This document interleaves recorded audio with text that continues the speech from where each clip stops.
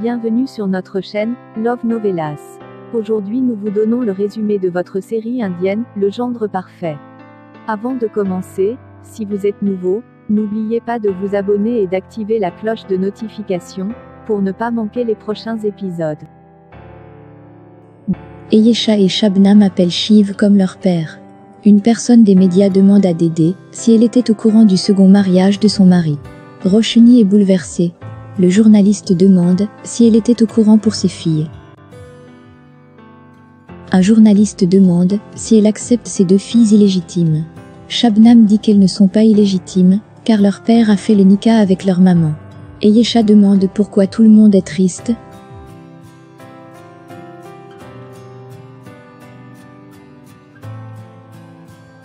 Le journaliste demande à Dédé si son mari lui avait dit qu'il avait une autre femme.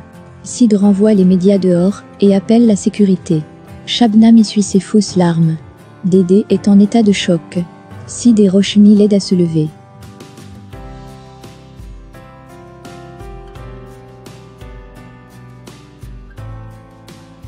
Buadadi dit que la petite fille de Dédé est en fait sa belle-fille.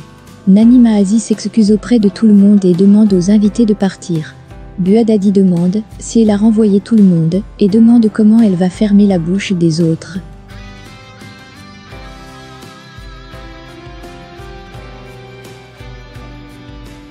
Nani Maazi demande au serveur de donner du lait à Buadadi et dit que les sazuralistes de Roshni sont en train d'élever un serpent.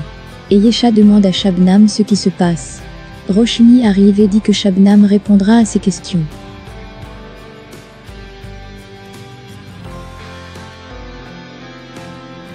Elle amène Shabnam et le jette sur le sol. Sid arrive et Shabnam le tient dans ses bras. Roshni lui demande de quitter son mari et lui dit qu'elle est entrée dans la maison avec un plan bien ficelé. Elle dit qu'elle a ruiné le bonheur de sa mère. Nani Maazi dit qu'elle avait déjà prévenu Dédé de ne pas la laisser rester chez elle. Sid dit que c'est suffisant et qu'elle devrait bien s'exprimer. Roshni dit qu'elle déteste son visage. Shabnam dit qu'elle n'est pas entrée chez elle avec un motif et dit qu'elle ne savait pas que c'était la maison de sa belle-mère.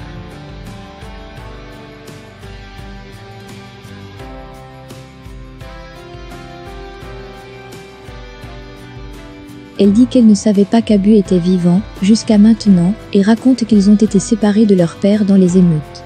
Elle raconte qu'elle est allée à Dubaï, pour gagner sa vie, et qu'elle a appris qu'Ami était mort. Sid demande d'où vient le DVD. Shabnam dit qu'elle a demandé à son mari de lui envoyer le DVD, car elle voulait le montrer à Ayesha. Roshni ne la croit pas, et s'en va. Shabnam tombe sur les pieds de Sid. Ce dernier lui demande de se relever, et va parler à Roshni. Une fois que Sid est parti, Shabnam essuie ses larmes et appelle quelqu'un pour l'informer qu'elle a allumé un feu. Dédé, de son côté, jette les objets et dit qu'elle en a fini avec ça. Roshni lui demande d'arrêter.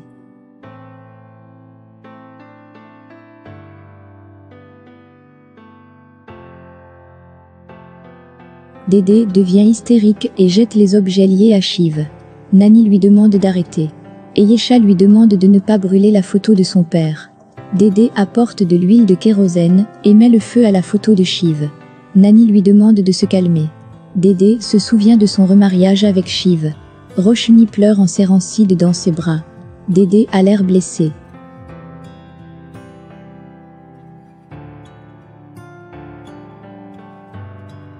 Kritika de son côté, demande à Biji de boire de l'eau. Buadadi parle mal de la famille Patel et dit qu'il est honteux d'avoir une relation avec eux. Elle dit qu'ils doivent y aller. Biji dit que cela ne semble pas bon s'ils partent. Buadadi dit qu'elle doit faire quelque chose pour les jeter dehors. Dédé demande à Shabnam de quitter sa maison et dit que c'est sa maison et non celle de Shiv. Ayesha demande à Dédé de ne pas jeter sa sœur.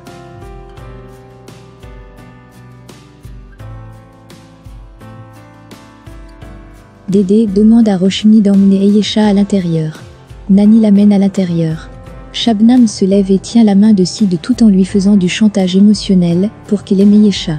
Roshni la regarde tenir la main de Sid. Sid demande à Dédé de l'écouter. Dédé dit qu'ils ne peuvent pas comprendre ce qu'elle traverse et demande si elle fait quelque chose de mal.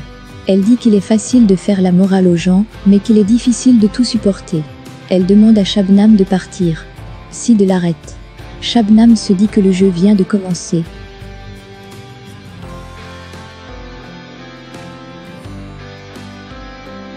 Sid arrête Shabnam et dit à Roshni qu'il va prendre des dispositions pour que Shabnam reste jusqu'à ce qu'elle retourne à Dubaï. Il dit que ce ne sera pas bon s'il vire Shabnam de la maison devant Ayesha.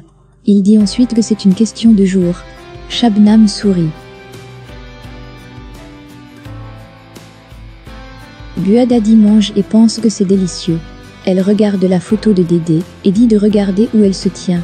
Sous un même toit, sa propre fille et sa belle-fille sont debout. Elle dit que sa Mahazi l'a appelé serpent. Elle dit qu'elle est un serpent et qu'elle va les mordre elle et sa famille. Elle agit comme Nahaja et danse sur la chanson Materi du chemin. Juste au moment, elle entend la porte sonner et la voix de Sid. Biji ouvre la porte et demande ce qui se passe. Sid lui demande de faire nettoyer la chambre d'Ami, car Shabnam va rester quelques jours. Biji dit qu'elle est d'accord. Dadibua dit qu'elle ne peut pas laisser les demi-sœurs de Roshni rester dans la maison. Sid demande aux domestiques de garder les affaires. Dadibua parle mal. Sid lui rappelle que Roshni et Shabnam ont le même père. Dadibua dit que cette maison est habitée par des gens bien. Et Yesha demande où sa Didi va rester maintenant. Sid dit que c'est sa maison, la maison de son père, et qu'il va décider. Il dit qu'il ne veut pas insulter Dadibua, mais elle l'incite à l'insulter.